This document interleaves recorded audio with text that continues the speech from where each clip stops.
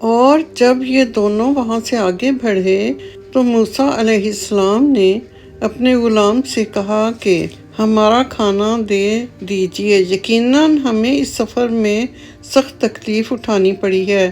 اس نے جواب دیا کہ آپ نے دیکھا کیا ہوا؟ جبکہ ہم چٹان کے پاس آرام کر رہے تھے، اس وقت میں مچھلی کو بھول گیا۔ دراصل شیطان نے ہی مجھے بھلا دیا کہ میں آپ سے اس کا ذکر کروں۔ اس مچھلی نے ایک انوکھے طور پر دریا میں اپنا راستہ بنا لیا۔ موسیٰ علیہ السلام نے کہا یہی تھا جس کی تلاش میں ہم تھے، چنانچہ وہیں سے اپنے قدموں کے نشان ڈھونڈتے ہوئے واپس لوٹے۔ اعوذ باللہ من الشیطان الرجیم، بسم اللہ الرحمن الرحیم۔ رب اشرح لی صدری ویسر لی امری واحلل عقدۃ من لسانی یفقہوا قولی رب زدنی علما۔ السلام علیکم دوستو، آج میں حضرت خضر علیہ السلام کا ذکر لے کر آپ کی خدمت میں حاضر ہوئی ہوں۔ حضرت موسیٰ علیہ السلام اور حضرت خضر علیہ السلام کی ملاقات ایک اہم واقعہ ہے جو سورۃ الکہف میں تفصیل کے ساتھ موجود ہے۔ یہ واقعہ اور اس کا پس منظر حضرت ابی بن کعب کی حدیث میں ملتا ہے جس کو امام بخاری نے نقل کیا ہے۔ ایک مرتبہ بنی اسرائیل کے کسی شخص نے حضرت موسیٰ علیہ السلام سے پوچھا کہ زمین میں اس وقت سب سے زیادہ باعلم شخص کون ہے؟ حضرت موسیٰ علیہ السلام نے کہا کہ میں سب سے بڑا عالم ہوں۔ اللہ تعالیٰ کو یہ جواب پسند نہ آیا۔ حضرت موسیٰ علیہ السلام کو یہ کہنا چاہیے تھا کہ اللہ تعالیٰ جانتا ہے۔ اسی بات پر اللہ تعالیٰ نے حضرت موسیٰ علیہ السلام کو تربیت دینا چاہیے، یعنی کہ نصیحت کرنا چاہیے، جیسا کہ اللہ تعالیٰ اپنے برگزیدہ بندوں کے ساتھ کیا کرتا ہے۔ اللہ تعالیٰ نے حضرت موسیٰ علیہ السلام سے کہا کہ ایک آدمی ہے جو آپ سے کہیں زیادہ عالم ہے، اور میرا وہ بندہ ہے آپ کو اس جگہ ملے گا جہاں دو سمندر ملتے ہیں۔ حضرت موسیٰ علیہ السلام کو بہت شوق ہوا کہ اللہ تعالیٰ کے اس بندے سے کچھ علم سیکھیں۔ حضرت موسیٰ علیہ السلام نے اللہ تعالیٰ سے درخواست کی کہ اس بندے سے ملاقات کرنے کے لیے مزید معلومات دی جائیں۔ اللہ تعالیٰ نے حضرت موسیٰ علیہ السلام سے کہا کہ ایک توشہ دان میں مچھلی رکھ لو اور دونوں سمندروں کے ملنے کی جگہ کی طرف چل پڑو۔ جہاں تمہاری رکھی ہوئی مچھلی غائب ہو جائے گی وہیں رک جانا۔ آپ سے زیادہ عالم و فاضل شخص آپ کو وہیں ملے گا۔ حضرت موسیٰ علیہ السلام نے اپنے ایک غلام کے ہمراہ سفر شروع کیا جس کا نام یوشع بن نون تھا۔ جب وہ دونوں ایک چٹان کے پاس پہنچے، دونوں آرام کے لیے لیٹ گئے۔ مچھلی توشہ دان سے باہر نکل کر سمندر میں داخل ہو گئی۔ جس راستے سے مچھلی گئی وہاں سرنگ کی طرح کا راستہ بن گیا۔ حضرت موسیٰ علیہ السلام کے غلام نے یہ سب کچھ دیکھا، لیکن حضرت موسیٰ علیہ السلام کو بتانا بھول گیا کہ کس طرح مچھلی نکل کر بھاگی تھی۔ دونوں پھر دوبارہ چلنے لگے۔ ایک دن اور ایک رات پھر چلتے رہے۔ تھکان کے بعد حضرت موسیٰ علیہ السلام نے اپنے ساتھی سے کہا کہ مچھلی لاؤ، کھانا کھائیں گے، کیونکہ دونوں بھوک سے بے تاب تھے۔ ساتھی نے کہا میں تو آپ کو بتانا بھول ہی گیا تھا کہ مچھلی توشہ دان سے اس وقت نکل کر بھاگ گئی تھی جب ہم چٹان کے پاس آرام کر رہے تھے۔ حضرت موسیٰ علیہ السلام نے کہا کہ وہی تو جگہ تھی، کہ وہی ہماری منزل تھی جس کو ہم تلاش کر رہے تھے۔ بس وہ وہاں سے لوٹ پڑے اور واپس اسی چٹان تک آئے۔ وہیں ان کو حضرت خضر علیہ السلام دکھائی دیے۔ حضرت موسیٰ علیہ السلام نے انہیں سلام کیا۔ انہوں نے پوچھا کیا تم موسیٰ ہو؟ بنی اسرائیل آپ کی قوم ہے؟ حضرت موسیٰ علیہ السلام نے کہا کہ ہاں، میں اس لیے آیا ہوں کہ آپ سے کچھ علم حاصل کروں۔ حضرت موسیٰ علیہ السلام اور حضرت خضر علیہ السلام کے درمیان دیر تک گفتگو ہوتی رہی۔ اسی حدیث میں ان دونوں کا پورا مکالمہ موجود ہے، اور یہی واقعہ سورۃ الکہف کی 82 اور 62 آیت میں بیان کیا گیا ہے۔ کہا رب تعالیٰ نے کہ جب یہ دونوں وہاں سے آگے بڑھے تو موسیٰ علیہ السلام نے اپنے غلام سے کہا کہ لاؤ ہمارا کھانا دے دو، یقیناً ہمیں اس سفر میں سخت تکلیف اٹھانی پڑی ہے۔ اس نے جواب دیا کہ آپ نے دیکھا کہ کیا ہوا؟ جبکہ ہم چٹان کے پاس آرام کر رہے تھے اس وقت میں مچھلی کو بھول گیا۔ دراصل شیطان نے ہی مجھے بھلا دیا کہ میں آپ سے اس کا ذکر کروں۔ اس مچھلی نے ایک انوکھے طور پر دریا میں اپنا راستہ بنا لیا تھا۔ موسیٰ علیہ السلام نے کہا یہی تو وہ جگہ تھی کہ جس کی تلاش میں ہم تھے، چنانچہ وہیں سے اپنے قدموں کے نشانوں کو ڈھونڈتے ہوئے واپس لوٹے۔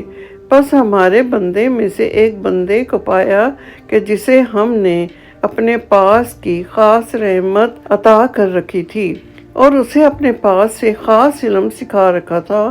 اس سے موسیٰ علیہ السلام نے کہا کہ کیا میں تمہارے ساتھ چل سکتا ہوں تاکہ جو دانش مندی آپ علیہ السلام کو سکھائی گئی ہے آپ مجھے بھی اس کی تعلیم دیں۔ اس نے کہا کہ آپ میرے ساتھ ہرگز صبر نہیں کر سکیں گے، اور جس چیز کی آپ کو خبر نہ ہو اس پر صبر بھی کیسے کر سکتے ہیں؟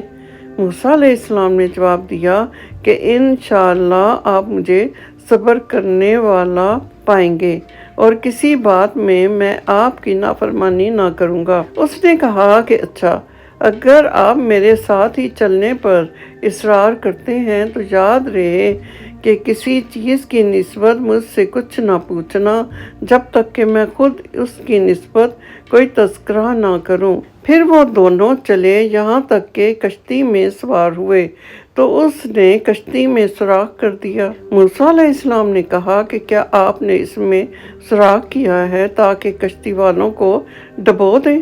یہ تو آپ نے بڑی خطرناک بات کر دی۔ اس نے جواب دیا کہ میں نے تو پہلے ہی تجھ سے کہا تھا کہ تو میرے ساتھ ہرگز صبر نہیں کر سکے گا۔ موسیٰ علیہ السلام نے جواب دیا کہ میری بھول پر مجھے نہ پکڑیے اور مجھے اپنے کام میں تنگی میں نہ ڈالیے۔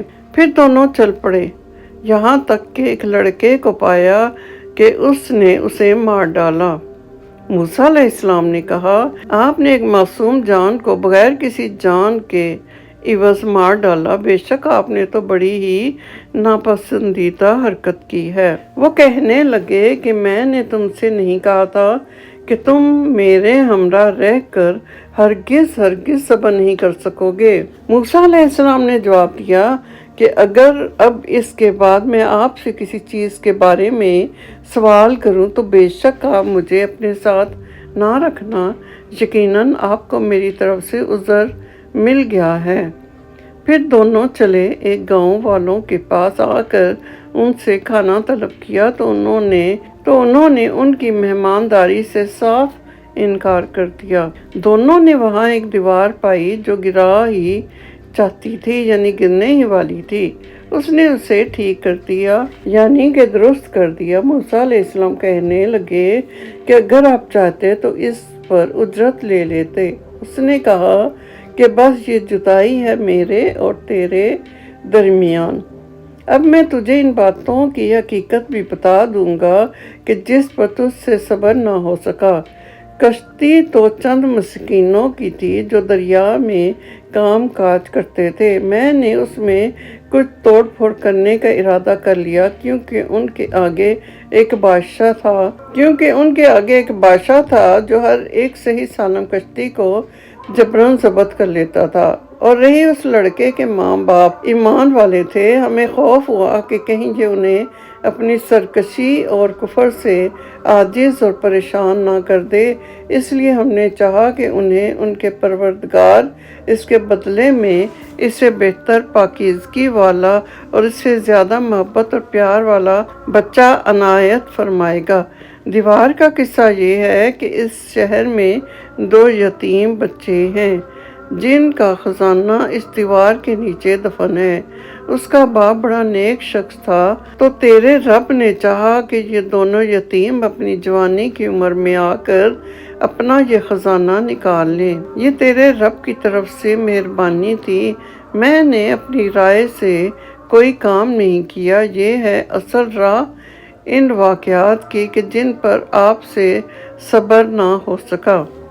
حضرت موسیٰ علیہ السلام اور حضرت خضر علیہ السلام کے اس واقعے سے مدرجہ ذیل سبق ملتا ہے۔ نمبر 1 کہ اپنے آپ پر فخر کرنا غلط ہے، خواہ کیسی بھی خوبی کیوں نہ ہو۔ نمبر 2 اللہ تعالیٰ اپنے برگزیدہ بندوں پر کبھی ناراض نہیں ہوتا اور ان کی لغزشوں کو معاف کر دیتا ہے، بلکہ ان کی تربیت کے لیے مناسب حالات پیدا کر دیتا ہے۔ نمبر 3 حضرت موسیٰ علیہ السلام کو بے پناہ علم ہونے کے باوجود بھی علم کے حصول کے لیے حضرت خضر علیہ السلام سے ملنے کا بہت شوق تھا، پس مزید علم حاصل کرنے کی کوشش میں لگے رہنا یہ نبیوں کی سنت ہے۔ نمبر 4 علم کے حصول کے لیے بہت زیادہ محنت اور صبر کی ضرورت ہوتی ہے۔ ہاں یہ ضرور ہے کہ محنت، صبر اور امتحان کی شکل بدلتی رہتی ہے۔ مثلاً اس واقعے میں ایک شخص کی ذرا سی بھول سے دونوں کو ایک دن اور رات کا اور سفر کرنا پڑ گیا۔ نمبر 5 طالب علم کو اپنے استاد کا احترام کرنا چاہیے۔ حضرت موسیٰ علیہ السلام نے اتنے بڑے پیغمبر ہونے کے باوجود اپنے رہبر کا احترام کرنے اور ان کے سامنے عاجزی اور انکساری دکھانے میں عار محسوس نہیں کیا۔ نمبر 6 اللہ تعالیٰ ہر نبی کو اس کے کام کے مطابق علم عطا کرتا ہے، یہی معاملہ اپنے برگزیدہ بندوں کے ساتھ کرتا ہے۔ اللہ کا علم لامحدود ہے۔ محمد صلی اللہ علیہ وآلہ وسلم کہتے ہیں کہ جب حضرت موسیٰ علیہ السلام اور حضرت خضر علیہ السلام کشتی میں تھے تو ایک چھوٹا پرندہ آیا اور کشتی کے کنارے بیٹھ گیا اور اپنی چونچ میں ایک بوند پانی لیا۔ یہ دیکھ کر حضرت خضر علیہ السلام نے حضرت موسیٰ علیہ السلام سے کہا کہ ہم دونوں کا علم اگر ایک ساتھ ملا دیا جائے تو اللہ کے علم کے سامنے بس اتنی ہی حیثیت ہوگی کہ جتنا اس بوند کی سمندر کے سامنے حیثیت ہے، یعنی اللہ کا علم سمندر ہے اور ہم دونوں کا علم ملا کر ایک بوند کے برابر ہے۔ نمبر 7 حضرت موسیٰ علیہ السلام کے سفر سے ہمیں سفر کے بارے میں کئی دیگر ہدایات ملتی ہیں۔ انہوں نے اپنے غلام کو سفر شروع کرنے سے پہلے سفر کی سمت اور منزل بتا دی تھی، بس ہمیں بھی اپنے ملازم کو اس طرح کی معلومات دے دینا چاہیے۔ یہ ہمارے لیے ایک یاد دہانی ہے، کیونکہ کئی سردار اس بات کو اپنے لیے باعث عار سمجھتے ہیں کہ اپنے ملازم کو اپنے سفر کی معلومات دیں۔ نمبر 8 حضرت خضر علیہ السلام نے کہا کہ وہ یہ خارق عادت چیزیں خود نہیں کرتے، بلکہ ان کو اللہ تعالیٰ نے اس طرح کا علم دیا ہے جو حضرت موسیٰ علیہ السلام کو نہیں دیا گیا تھا۔ یہاں یہ بات ثابت ہوئی کہ ہر قسم کا علم اللہ تعالیٰ کی نعمت اور انعام ہے۔ اللہ تعالیٰ جسے چاہتا ہے اپنے علم میں سے کچھ حصہ دے دیتا ہے۔ صرف اللہ تعالیٰ غیب کو جانتا ہے، جبکہ ہماری سمجھ انتہائی محدود ہے۔ ہم اللہ تعالیٰ کا اس رہنمائی پر اس کا شکریہ ادا کرتے ہیں کہ اتنی ساری مفید چیزیں ہمیں بتائیں۔ الحمدللہ رب العالمین۔ اللہ اکبر۔ لاکھوں درود و سلام ہمارے آقا مولا رسول خدا صلی اللہ علیہ وآلہ وسلم اور تمام انبیاء، تمام فرشتوں، تمام اولیاء، تمام بزرگان دین اور آل محمد پر۔ ربنا آتنا فی الدنیا حسنۃ وفی الآخرۃ حسنۃ وقنا عذاب النار۔